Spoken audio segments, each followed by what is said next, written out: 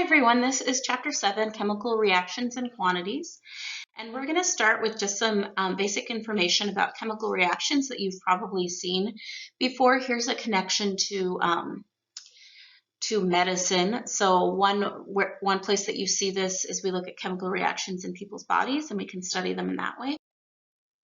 But the definition of a chemical change is when a substance is converted into something else. It can be converted into like more than one thing, or you can take two substances and convert them into one thing. And the main thing that I tell my students is when you have a chemical change, you can't change it back. So if you look at like these rusty nails here, when they go from iron to iron 3 oxide, you can't change them back through normal physical properties or changes. You would have to use a chemical change to change them back.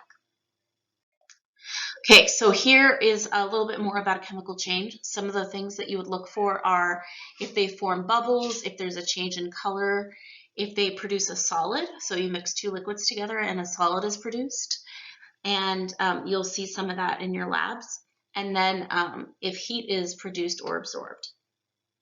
So if it gets hot or cold, those are all signs of chemical changes. And this picture here is showing silver tarnishing. It's kind of like rusting. It's a similar process, and that would be a chemical change. So make sure that you know the difference between chemical and physical changes. So here's a couple examples. You see a change in color in the first one. You see formation of bubbles in the second one. And the third one, you see the formation of a solid. We call that a precipitate. So you start with two transparent liquids and it forms a precipitate.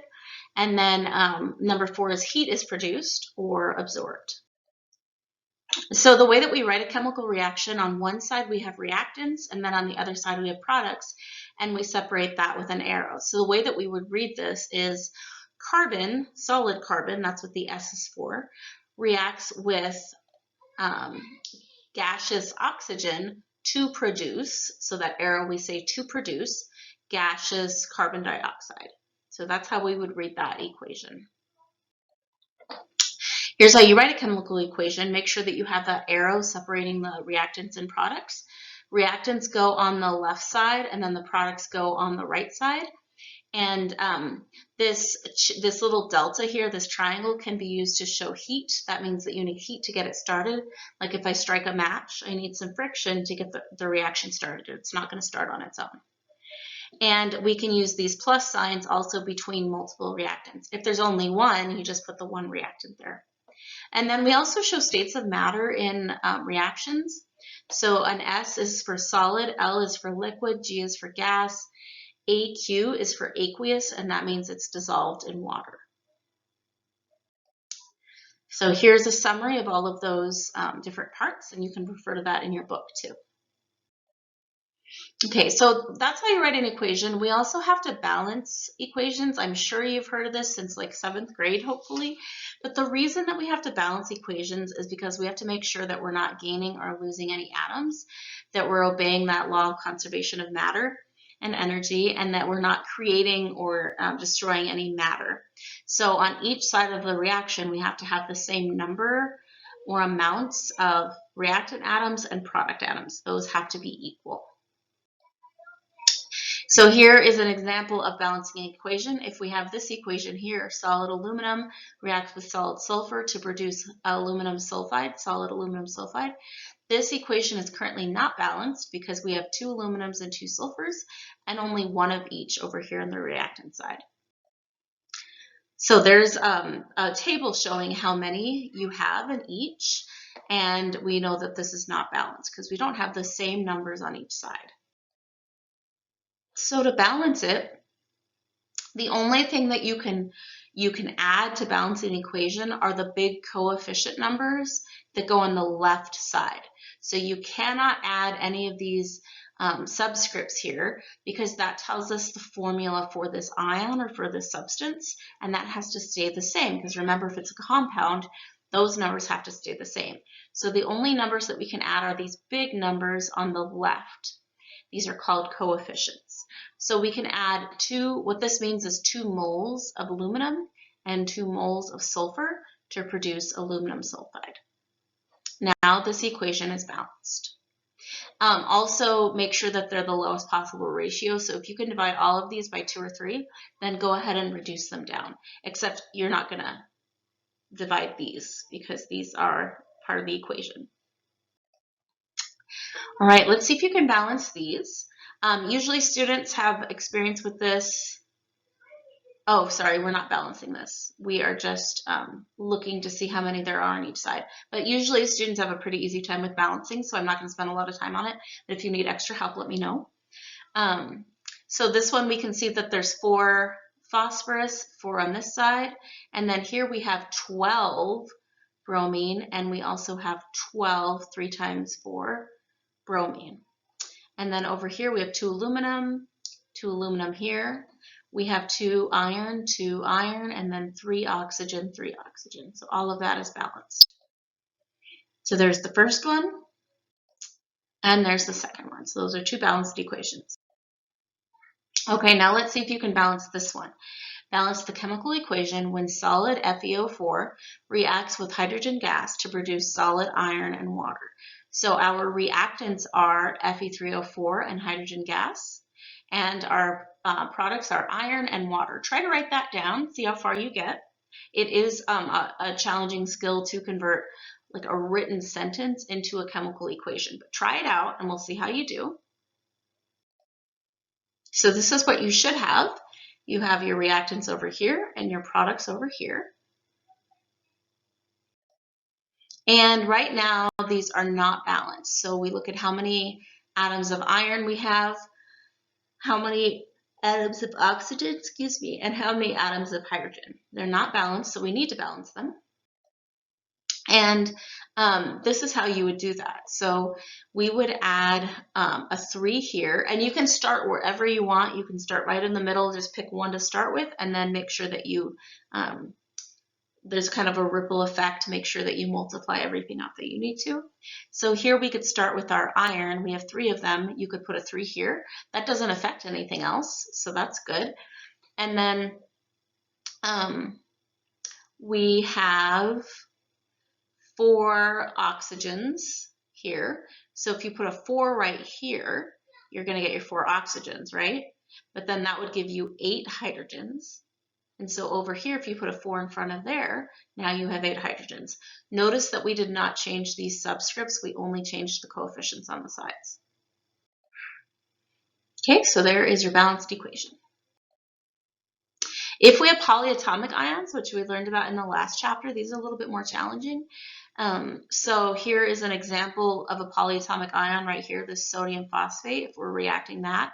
This is a polyatomic because it is an ion, it has a charge, but it has more than one atom in it. And so let's try this one. This is the equation that we're looking at. We have sodium phosphate and magnesium chloride. These are both aqueous, so these are actually going to fall apart when you put them in water. Aqueous means they're dissolved in water, and they're going to switch places. So this magnesium is going to bond with the phosphate. So there it is. They're kind of switching partners at prom.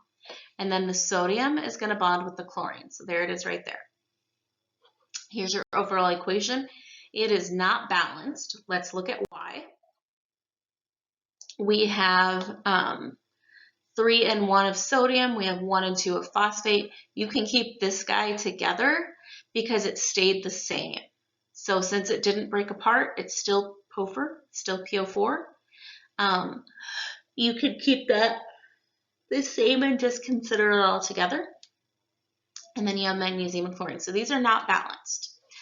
Make sure that you know how to count how many of each type of atom there is. So here you do have 2 atoms of phosphorus and 8 atoms of oxygen because that 2 gets distributed.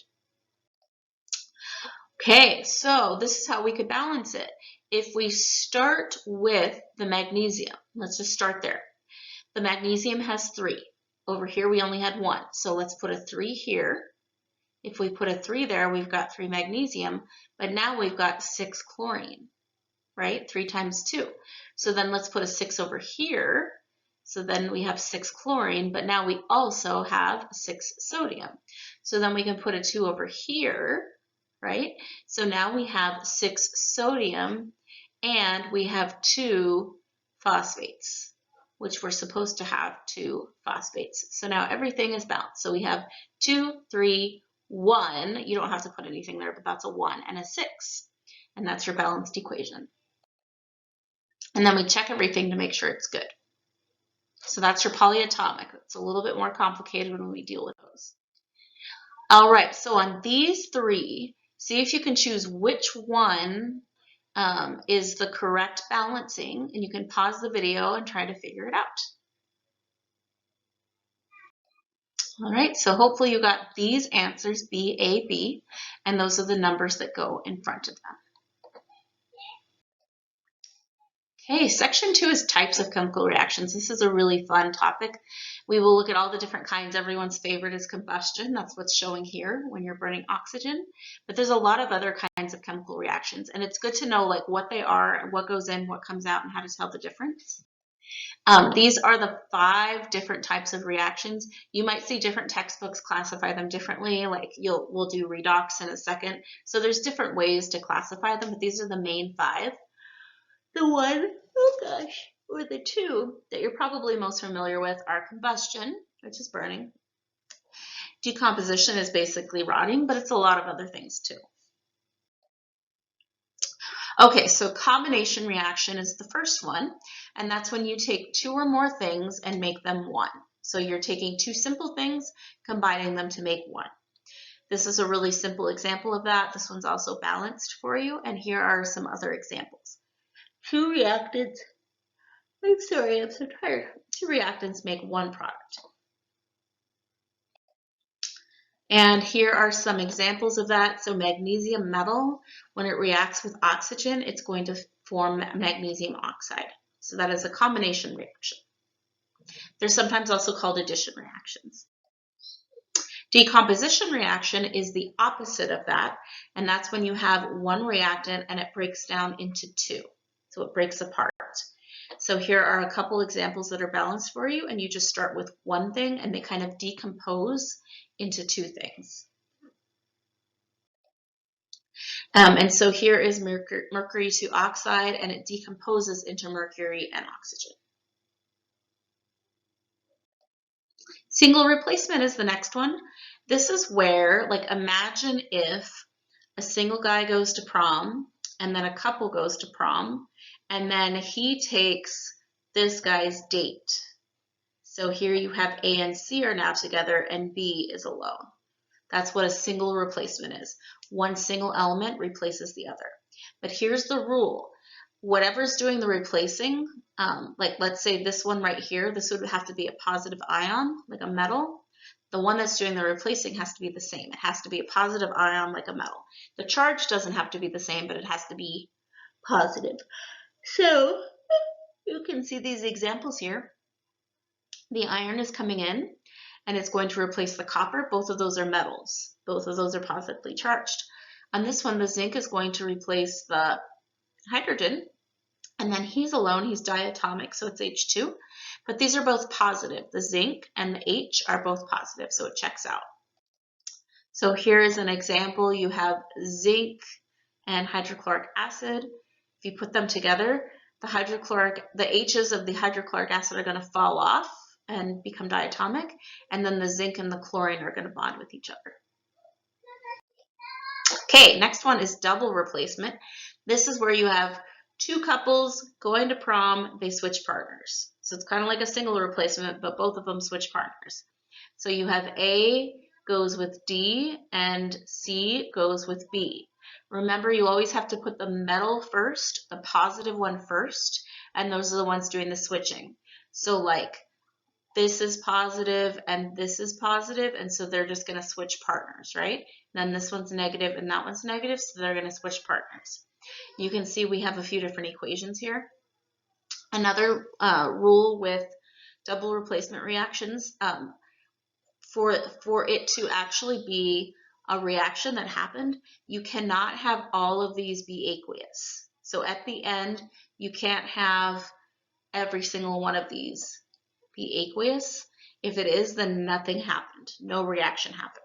And so in this case, this one ends up being a solid, and that means the reaction happened. And then in this one, this started out as a solid and then it turns out to be a gas. So something changed, something happened. But if all of them stay aqueous, no reaction happened. So here is an example. You have sodium sulfate and barium chloride. And when you, hold on, they both start out as a clear liquid. And you'll do some of these in your labs. But then when you combine them, this turns into barium sulfate.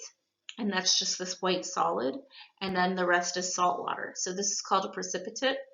And this is a solid that is not soluble in that liquid. And that means a reaction definitely happened. Okay, last one is combustion, and this is when you're burning stuff in the presence of oxygen. If you burn something with carbon in it, it's going to turn into carbon dioxide and water. And so here are some examples.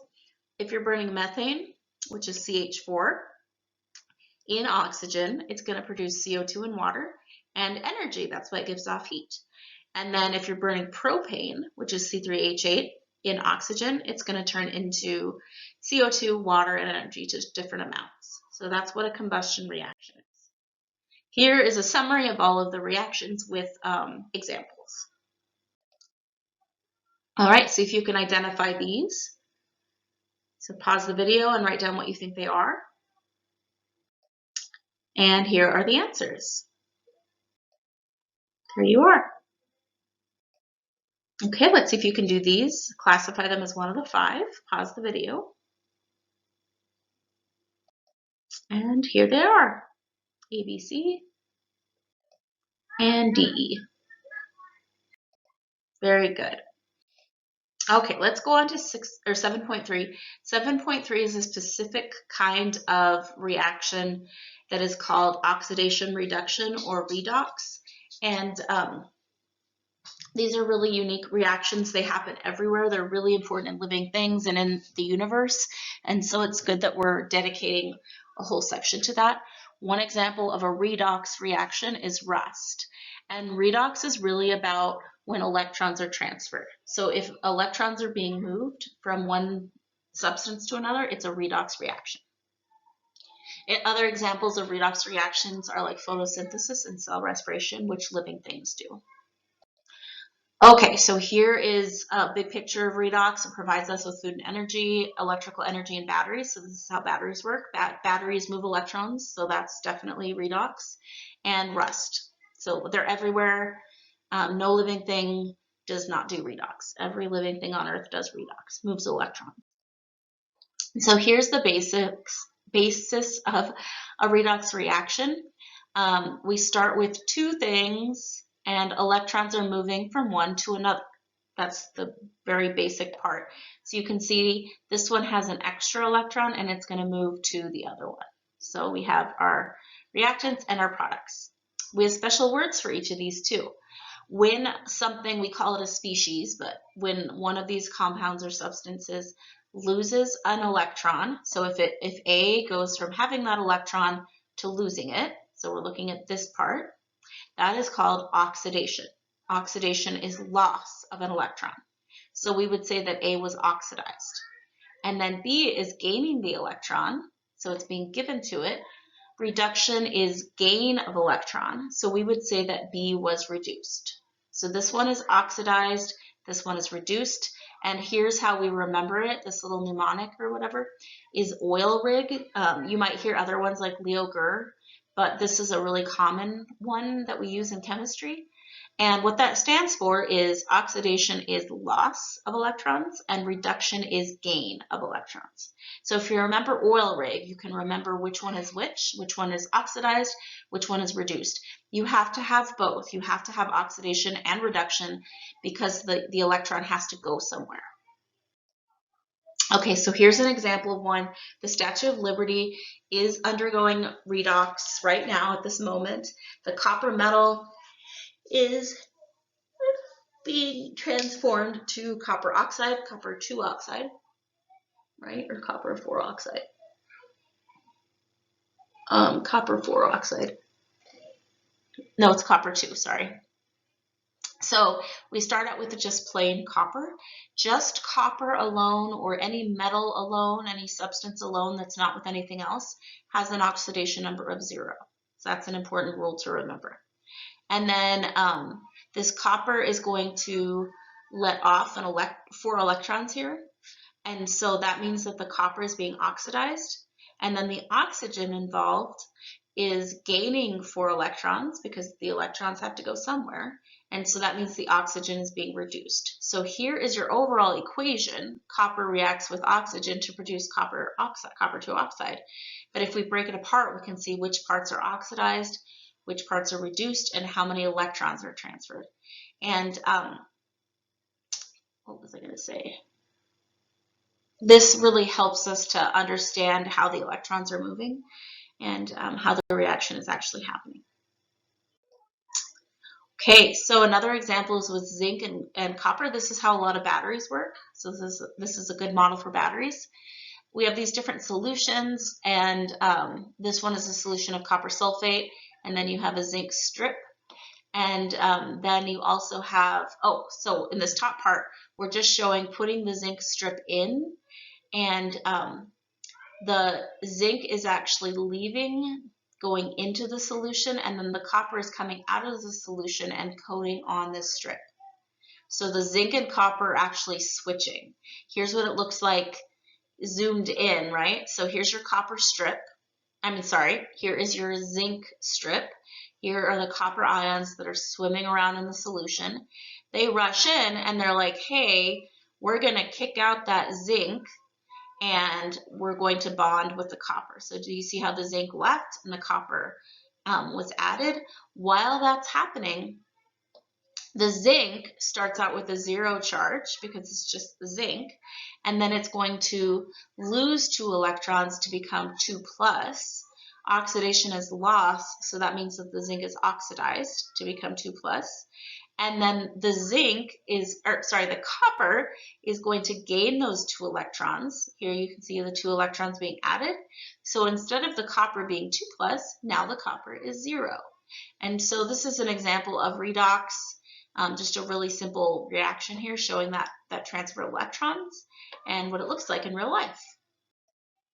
Okay, so let's see if you can identify each of these as oxidation or reduction based on what's happening. And pay attention to what side the electrons are on and whether the species, the ion, the compound is losing or gaining electrons. See how you do. So there are your answers for this one. And here's another example. If we took silver and chloride with UV light, we would form this silver metal and chlorine gas. So can you identify which one is being oxidized and which one's being reduced? Remember, if it's just plain pure silver or something, it has an oxidation number of 0. And again, here this diatomic Cl2 has an oxidation number of 0. So there is your answer. You can see that the chloride ion is oxidized and the silver ion is reduced. So this is a summary table that shows this, so you can remember what it means to be oxidized and reduced. This is an example of how this works in biological systems.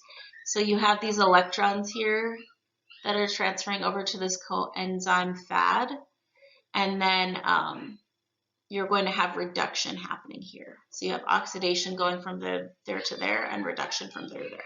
So this happens in all living things. They're transferring electrons from one molecule to another.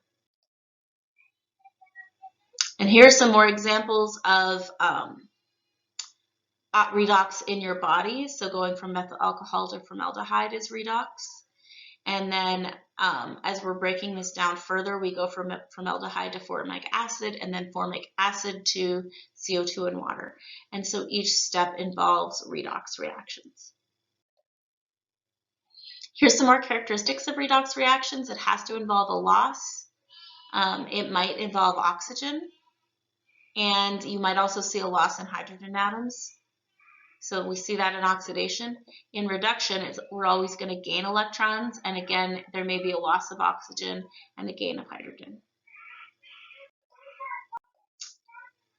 Okay, so chapter 7.4 is on the mole. So we're kind of shifting gears here. All of this is related, but we're shifting to how we sort of count and conceptualize a chemical formula. We can't use grams for this. We have to use this unit called a mole. And a mole is kind of like measuring like a dozen. It measures counts of items instead of like the mass. So it's similar to dozen, a case, gross, which is 12 dozen, 144, or like a ream of paper is 500 sheets. It allows us to count how many items are present. So that's what a mole is. And for that, we use what we call Avogadro's number, which is a really, really, really big number. And it constitutes 1 mole. So here is that number. This is actually, there's actually Mole Day that we celebrate in chemistry, and today is the 24th, I think. Yeah, and so Mole Day would be October 23rd. You're supposed to celebrate it at 6:02 a.m. or p.m. on October 23rd, so happy Mole Day. This is what a mole is. It's this many items. So like instead of a dozen, it's 6.02 times 10 to the 23rd items. Here's what that number looks like with all of those zeros. And I'll tell you why they came up with this obscure number that's really huge in a second. The guy that came up with this was Amedeo Avogadro. He was an Italian physicist back in the 1700s and 1800s. Okay, so this means that if you have 1 mole of an element, you have this many atoms. So if I have 1 mole of sulfur, I have that many atoms of sulfur. If I have 1 mole of aluminum foil, I have that many atoms of aluminum. So same thing with carbon and sodium. That's what a mole means. And here are some examples of what I just listed. So aluminum, like foil paper. If you have a mole of water, you're going to have that many molecules of water. So that means you'll have 6.02 times 10 to the 23rd oxygens, but twice that for hydrogen. So you'll have like 1.204 times 10 to the 24th. And then there are some other examples there. So this is how we can do conversions between moles and the number of particles. So we'll practice some of these. If you say you have 1 mole of something, you have that many particles. If you have 2 moles of something, you have 2 times that many particles. If you have 10 moles, you have 10 times that many particles. And we have to get familiar with using these big exponents when we're doing this math. Some of it you can do like kind of manually where you cross out numbers, but otherwise use your calculator and make sure that you're using parentheses. You should be able to use any calculator to do this, like one on a computer or on your phone that can handle numbers like this, but most should be able to handle it. Okay, so let's do an example one. In this question, we're going to use Avogadro's number to convert moles of a substance to particles. So this question asks, how many CO2 molecules are in 0.5 moles of CO2? So imagine you have CO2 in solid form here. It would be dry ice. And this is what it's made of. It's made of a bunch of these CO2 molecules. So it wants to know how many molecules do you have in half a mole of it. So this is what you're given. And we're going to go moles to molecules using Avogadro's number. We are going to use these conversion factors, one or the two. They mean the same thing, just depends on which way we need to flip it. And here's how we would write this out. We would say 0.5 moles times Avogadro's number over 1 mole is this many molecules. So this is what half a mole looks like, right? Half a mole is half of this number. So we have half a mole CO2, that many molecules. Let's see how you do on this one. So this is A, B, or C. The number of atoms in 2 moles of aluminum is what? So how many atoms would we have in 2 moles of aluminum? So here's how you would solve that. You're given 2 moles of aluminum. Using Avogadro's number, you're going moles to atoms. And we're going to use these conversion factors. So here's how you would set it up. Same way, you're multiplying 2 times that, and here is your answer, which is C. Okay, see if you can get this one. The number of moles of S in 1.8 times 10 to the 24th atoms of S is what? So this one's a little different. Try it out. Before you go on, I'll give you a little clue. If you ever see a number this big in chemistry, or if you see like a negative to the 24th or negative 48 in those neighborhoods, it's probably wrong. This is a really, really huge number in chemistry. It's way bigger than 10 to the 23rd or 24th, so be careful with that. Always ask yourself if it seems reasonable. All right, so here's how you'd set it up. You were given this. We're going to go backwards this time. We're going to go from atoms to moles using Avogadro's number. So here we use the same conversion factors, but we're actually going to flip it and use this one, right? So we set it up like this. This many atoms times 1 mole over this many atoms. We end up with 3 moles of sulfur atoms. The answer is B. Now, it gets a little bit complicated when we're looking at a whole chemical compound. And sometimes it'll ask us how many of the whole molecule, or sometimes it'll ask us like individual carbon atoms. So we need to be careful and make sure we're reading it correctly. Remember what the subscripts mean? The subscripts tell you how many atoms you have of each thing, but they also tell you how many moles you have. So if you have 1 mole of this stuff, of aspirin, if you have 1 mole, that means you have 9 moles of carbon, 8 moles of oxygen, 8 moles of hydrogen, and 4 moles of oxygen. So make sure you know what those subscripts mean and that they can be used for number of atoms or number of moles. This is why we use moles instead of grams. All right, so here that is again, and that's what the subscripts mean. Remember, when you're using a formula, you can't change that. If I changed this to a 9, it would not be aspirin anymore. It would be something else. Okay, so here is what we looked at in the last one. These are some different conversion factors. All of these are true. You do have 9 moles of carbon in a mole of aspirin. You have 8 moles of hydrogen and 4 moles of oxygen, but we can also flip them and write them the opposite way. Okay, so how many atoms of oxygen are there in this many moles of aspirin? Try this one on your own, see if you can get it, and then I'll show you how to do it.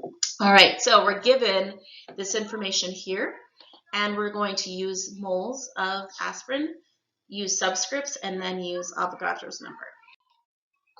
So here is our first piece of information. We know that there are 4 moles in 1 mole of aspirin. We can write it like this, and we know that this is true. We know 1 mole is that many atoms. So we will take our first information, 0.150 moles of aspirin, and we will multiply that by 4 moles are in 1 mole. So that part's true.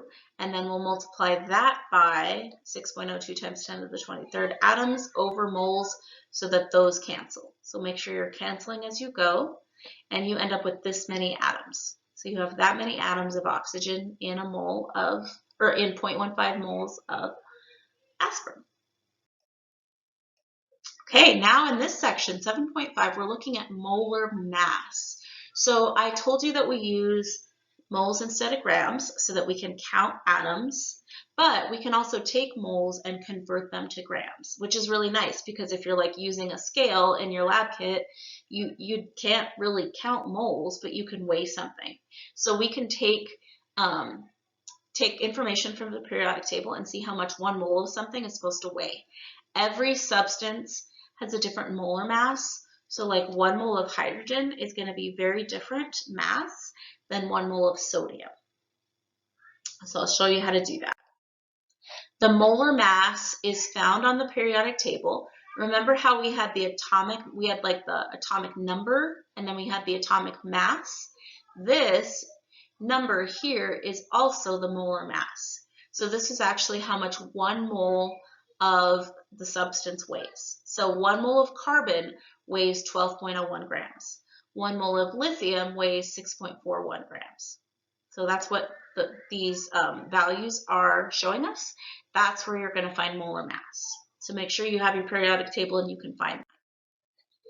And here are some other examples. So like If I told you to go get me 1 mole of silver, you would weigh out 107.9 grams of silver, or 12.01 grams of carbon, or 32.07 grams of sulfur. All of these are 1 mole, but they just have different masses. So let's try this one. What is the molar mass for lithium carbonate? All right, so the first thing we need to find is the molar mass for each element on your periodic table. This is the molar mass for lithium, for carbon, and for oxygen. That's how much one mole of each weighs. Don't worry about having the subscripts yet. We're going to plug those in a second. So just find what 1 mole of each of those weighs. Now we're going to put how many moles we actually have in the formula.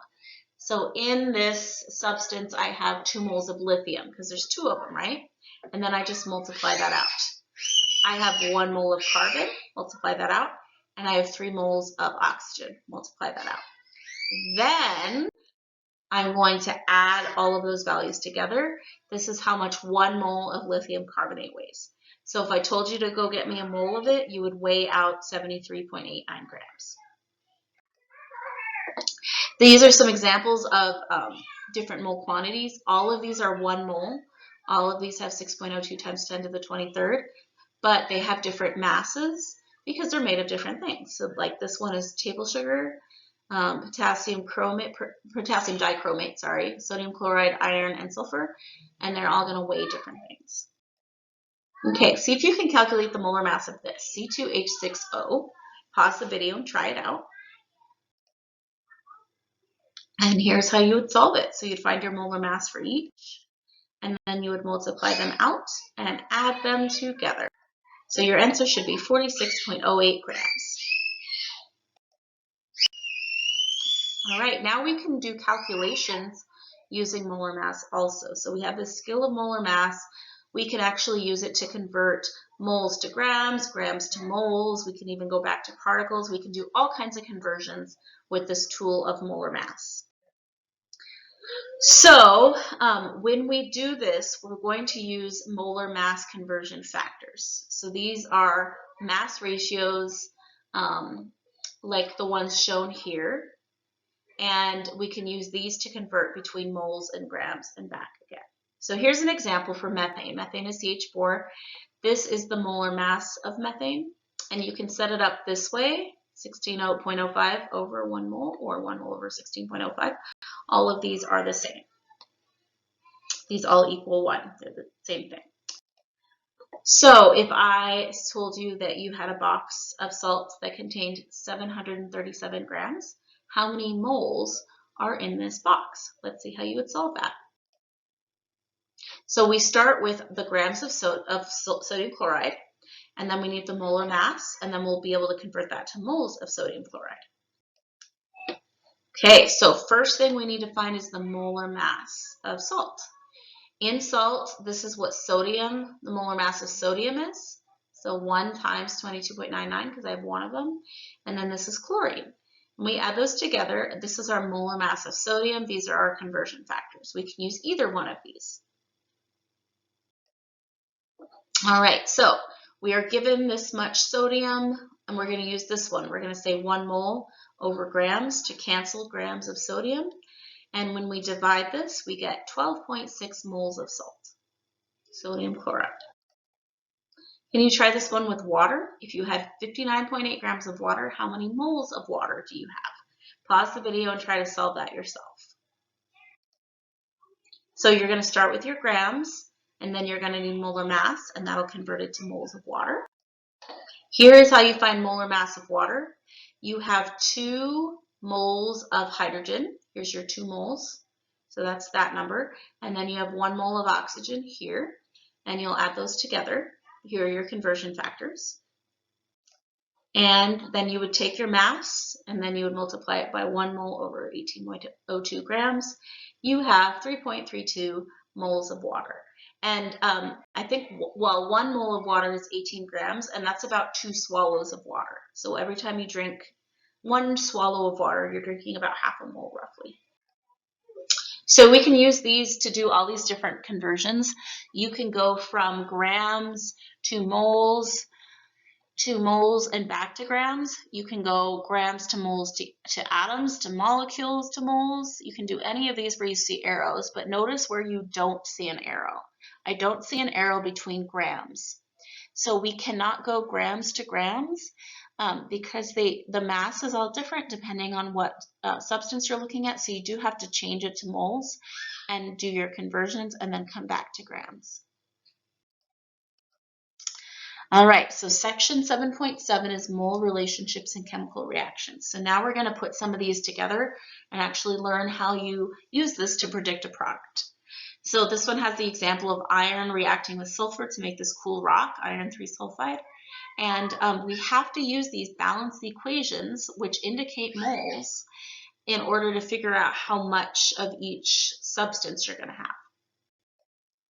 So remember this law that we talked about when we were balancing equations. The law of conservation of mass says that you can't destroy or create matter. You can't change the mass. The mass of the products has to equal the mass of the reactants. So that's why we balance equations.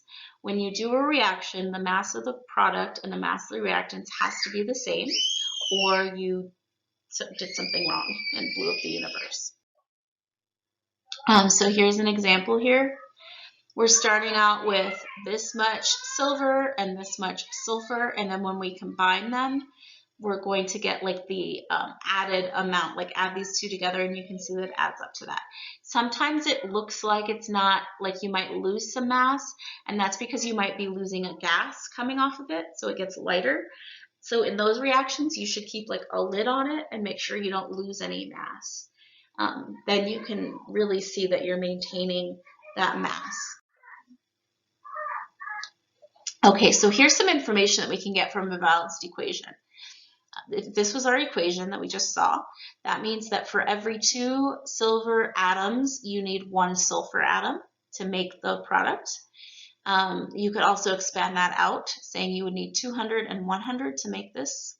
And then you could also expand it out to moles. So you need 2 moles of silver, 1 mole of sulfur to get 1 mole of silver sulfide. And then here it is in moles. And then in mass, mass is a little less predictable because each of these is going to have different mass. So just make sure you calculate that correctly. But notice we're not losing any mass or moles in any of these between reactants and products. So here's that same equation balanced. So you can see this can be read as 2 moles of iron, 2 moles of sulfur. You could also read it as 2 atoms of iron, 2 atoms of sulfur, makes 1 ion of iron 3 sulfide. So there's lots of different ways to read it. They all kind of mean the same thing. Okay, so when we look at this, we can actually set up these mole to mole factors where we can like predict how much stuff is going to react with each other or how much product we're going to make. So when we're comparing iron and sulfur, we can set it up these 2 ways, 2 to 3 or 3 to 2. So we're just flipping that over. If we're comparing iron and iron 3 sulfide, here it's either 2 to 1 or 1 to 2. And then if we're comparing these 2, it's either 3 to 1 or 1 to 3. So we're going to use these mole to mole factors, or they're sometimes called mole ratios, to make these conversions to see how much stuff we're making.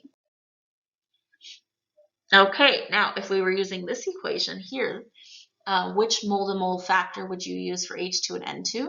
And what would you use for NH3 and H2? So go ahead and pause the video and choose your answer.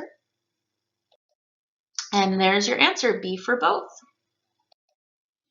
Okay, now we can use these to do calculations. So as you probably imagined, we can use these to do railroad tracks. In this equation, let's say that instead of 3 moles of oxygen, I'm actually going to put in 6 moles. And I want to know how much rust I can make. This right here is rust. So if I put in 6 moles instead of 3, what am I going to make? You can probably do this in your head, but let's see how you do it here. So if you have 6 moles of oxygen, this is your mole to mole ratio between the two. So you'll have iron compared to oxygen. You just multiply and divide, and you end up with 4 moles, which is probably what you predicted. So we can use this as like a little machine to determine how much product we're going to make, how much reactant we need, and then later we can convert that to grams. See if you can solve this one. How many moles of iron are needed for the reaction of 120 moles of oxygen. So let's say you, or sorry, not 120, 12 moles of oxygen. So how much iron would you need? Pause the video and solve that one. And here's how to solve it. So there's your equation, what you're given. And then we're going to use that mole to mole factor, and we will either use 4/3 or 3/4. We're just comparing these two. Okay, so we're going to start with 12 moles divided by 3, 4 on the top. That we end up with 16 moles of iron here. Okay, so now we're going to use all of those tools. You have all these tools in your tool bag, and we're going to be able to look at mass. Mass is really the most practical thing because you can weigh it with a scale, but we can't do straight math with mass. We have to convert it to moles. So this picture is showing an application with an acetylene torch with welding. And you can use these for a lot of applications. They use them in engineering a lot to figure out how much like stuff you're going to make, like how much product to sell, how much reactants you have to put in, and make all those predictions. Okay, so to do this, like say we have the mass of the reactants and we're trying to find out the mass of the products, we have to go through moles. We have to step through the mole ratio. So you can see first we look at mass, convert it to moles, then we play around in the mole realm, mole to mole ratio, and then we bring it back out to mass. So you cannot go mass to mass. So here's what that looks like. If you want to know how many grams of this are going to produce, like how many grams of this, you can't just go grams to grams. You have to go grams to molar mass, moles to moles, molar mass, and then back to grams. So just kind of remember like what step you're on and where you're going with these. So here's an example one. What if we want to determine the mass of NH3 that can be produced from 32 grams of N2 in this equation? So we're putting in 32 grams of N2 and we want to know how much ammonia can be produced. Okay, so this is our equation, this is what we're given, this is what we need. So these are the steps we're going to take. 32 grams here, we're going to change it to moles, do a mole to mole factor, and then figure out how many moles of ammonia, and then change that over to grams. That's our plan. So first, let's write the mole factors of these. First of all, we know that 1 mole of N2 is 28.02 grams, because it's 14.01 times 2. And then we need to find the molar mass of ammonia. So here that is. Here's our 2 conversion factors. And then we have the mole-to-mole ratios of N2 and NH3, which are the ones we're concerned about. So that's a 1:2 ratio there. Okay, so now we do the work. We start with 32 grams of N2. We convert it into moles. So there we are, converting it to moles. Then we do the mole-to-mole ratio, right, between this one and this one. So there that is. Then we're going to convert that back into grams. So I have grams at the top, and I will solve for 39 grams of NH3. That's your answer.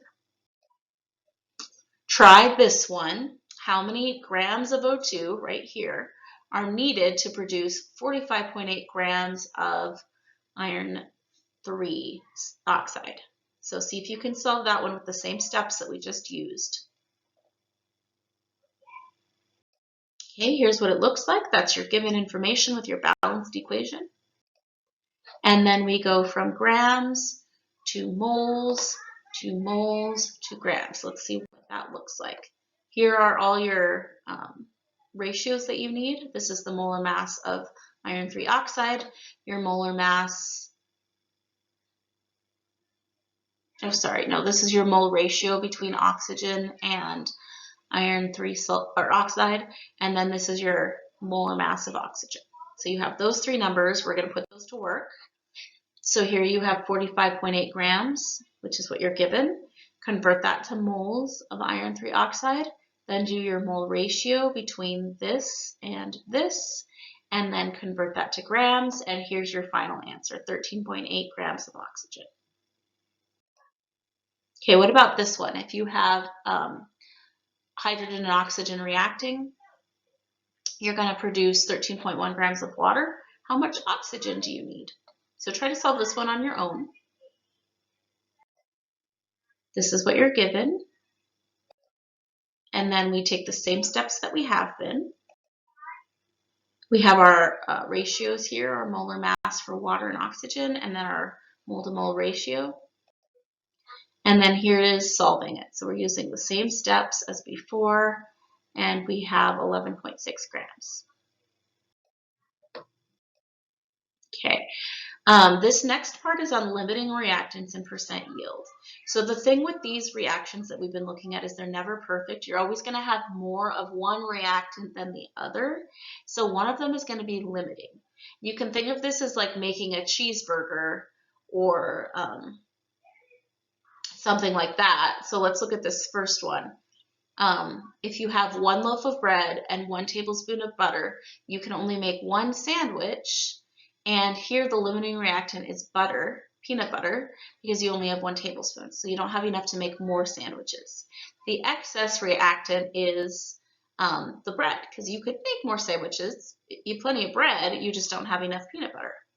And then this next one, you have 4 slices of bread and a full jar of peanut butter, but you can only make 2 sandwiches because here the limiting reactant is bread and you have plenty of peanut butter. Same thing here with 8 slices, you could make 4 sandwiches, but again, you're limited by how much bread you have and you have plenty of peanut butter. So that's what the difference is between the limiting reactant and the excess reactant. The limiting reactant is the stuff that's used at first, and it limits the amount of product that can form. And then the other one that has leftover is the excess reactant. And we can make predictions using the molar mass and mole stuff to figure out how much of each reactant we're going to use, which one's limiting reactant, which one's the excess reactant. All right, so to calculate, you will be given a chemical reaction. You'll calculate how much product can be made, and then you'll determine which one would run out first, and that would be the limiting reactant. Okay, so here's an example. You have 3 moles of carbon monoxide and 5 moles of hydrogen, and you're going to make this methanol. Which one is the limiting reactant? So you are given 3 moles of that, 5 moles of that. Here's your equation, and it's balanced. So let's get started. All right, so first, you're going to look at your moles of carbon monoxide and look at how much methanol you can make. Then you'll look at your moles of H2 and look at how much methanol you can make. You'll compare that. Whichever one makes the least amount is the limiting reactant. So here we go. We're going to use these mole ratios. For every 1 mole of carbon monoxide, you'll make 1 mole of methanol. For every 2 moles of hydrogen, you'll make 1 mole of methanol. So we need these conversion factors. Let's try carbon monoxide first. We're going in with 3 moles of it.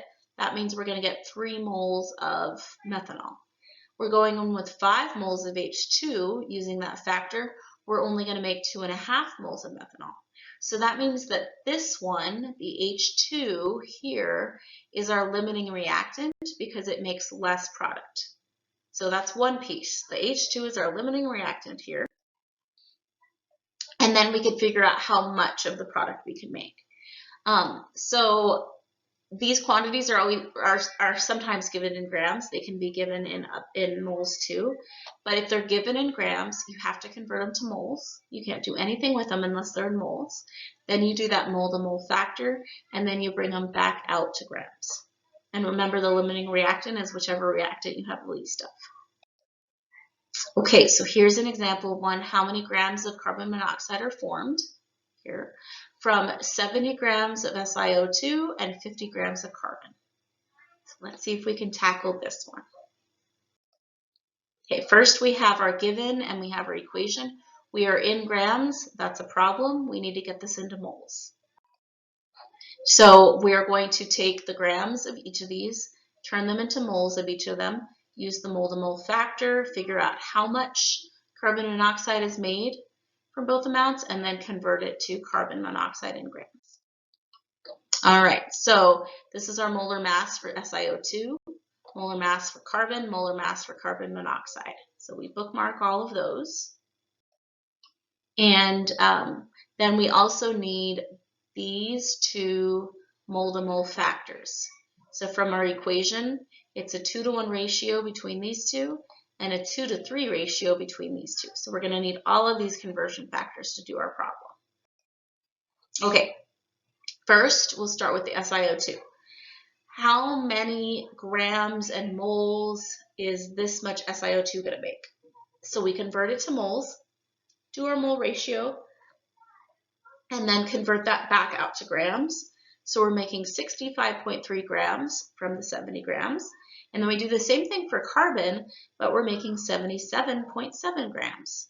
So since this one makes less, that means the SiO2 is our limiting reactant because it only makes 65.3 grams of CO. Okay, let's see if you can try this one and see which one is the limiting reactant. So you have this equation here. Calculate the amount of ammonia, which is here, that can be formed from 2.5 grams of nitrogen gas and 2 grams of hydrogen gas. So pause the video and try to solve this one. Here is what you're given. These are the steps you're going to take for each. And these are the conversion factors that you'll need for molar mass and the mole-to-mole factors that you'll need to do your problem. Okay, so for the first one, for N2, doing those steps, it's going to produce 3.04 grams of it.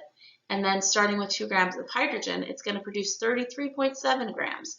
That means this one is our limiting reactant because you can only make 3 grams from it. Okay, so we can also look at, once we figured out limiting reactants and estimated how much product you're going to make, we can use actual, theoretical, and percent yield. Theoretical yield is how much product you should get after you do these calculations, but it's not really real, right? Because it's never perfect in the real world. So you're actually going to get less or more than the theoretical yield. If you get more, that means you probably have a contaminant, like you might have water that didn't evaporate, and so it weighs more than it should, or you have some other contaminant. Actual yield is what you actually get, and then from that you can calculate percent yield. So percent yield is your actual yield that you weighed on the scale divided by what you should have gotten times 100. So here's an example on a space shuttle. Lithium hydroxide is used to absorb exhaled CO2 from breathing air to form LiHCO3. What is the percent yield if the reaction of 50 grams of LiOH gives 72.8 grams of LiHCO3? So you're given 50 grams of this. You need to calculate how many grams it should produce. It's going to be different from this, and then do percent yield.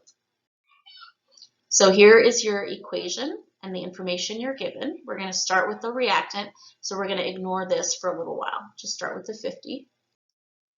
And you're taking it through these steps, just like before, to get a theoretical yield, and then you'll calculate percent yield. Okay, so we're starting with our molar masses for lithium hydroxide and lithium hydrogen carbonate. And then you have your mole ratios of the two. Okay, so here is what you should get. You start with 50 grams of lithium hydroxide. You should get 142 grams of it, but you didn't. You actually got 72.8, which is like half. And so you do actual divided by theoretical, and you get 51.3%. All right, very last section here. We can also look at energy in chemical reactions, which we kind of saw at the very beginning with balanced equations. Reactions can either give off heat or they can absorb heat. If they give off heat, they're called exothermic, and if they absorb heat, like this ice pack, if you've ever had one of those for an injury and you punched it and it became cold, that's endothermic, and they are absorbing heat. Okay, we use the SI unit joules for energy, and we can also use kilojoules, which is 1,000 joules. There are other units also that are used for energy. Okay, so during a reaction, we can look at how much heat is absorbed or released, and the changes occur when the reactants interact with each other. when they're bonding, like bonds are broken or bonds are formed. And so we can measure this heat of reaction using this delta H. Delta means difference, that triangle. So we're going to look at the heat of the products minus the heat of the reactants in joules, and we'll be able to see if the product absorbed heat or released heat. Okay, so this is a graph showing what an exothermic reaction is. Exothermic reactions are where heat is released, and the products are at lower energy than the reactants, so they're actually more stable. So in this reaction here, you have H2 and Cl2. These are the reactants, so here they are. And when they react, energy is actually going to be released. So heat is going to be given off, and the products are going to be more stable. So they're going to form HCl. This change right here in energy, this is how much energy is released. And so you can see it's here in this equation. And from the previous slide, we saw that you do products minus reactants, and so you can see that it's a negative number there. So negative delta H is an exothermic reaction, and that's how much heat's being given off. Endothermic reactions are the opposite. So if you were to take the two graphs and like put them side by side, they would look like mirror images of each other. Here the reactants start low, so you have N2 and O2, and then they actually change and go uphill. Like think about trying to push a rock uphill, and the products are at a higher energy, so they're actually less stable. This means that all of this energy is absorbed. So this is like a cold reaction. It's called an endothermic reaction, and it's absorbing heat from the area around it. This is how much heat is absorbed. So this is how those ice packs work. And in this case, you're going to add this much energy from the surroundings, and so this is your change in energy. So here's how we can calculate heat changes. In this reaction, we're given that water will decompose into H2 and O2, and at each step during this reaction, it's going to change this much. So that's going to be an endothermic reaction. And you can write it in this way. For every 2 moles of water here, that is plus 572 kilojoules. Same with 2 moles of hydrogen and 1 mole of oxygen. So we can actually look at how many kilojoules per mole of each substance. All right, let's see if you can try this one. How much heat in kilojoules is released when nitrogen and hydrogen react to form 50 grams of ammonia? So you're given your formula, and then this is your change in heat, and this would be an exothermic reaction because it's releasing that much heat. The heat is going away, it's dissipating, and it's hot. All right, so here's what you're given. You have 50 grams of this, and we want to know, well, we need to know how many moles that is to be able to calculate the heat change. So you go from grams of ammonia to moles to kilojoules. That's what we'll do for this one. Okay, so 1 mole of ammonia is 17 grams. Here's your 2 conversion factors. And then we also know that for every 2 moles of ammonia, according to this equation here, you're losing 92.2 kilojoules. So you have these 2 conversion factors set up. That's what we're going to use to solve this thing. All right, so 50 grams of ammonia, we convert it into moles, and then we take that mole ratio between the heat and the 2 moles, and that means you are going to end up with a negative 135 kilojoules. So that's how much heat is going to be given off if you make 50 grams of this. And then same thing here with an endothermic reaction. This is an example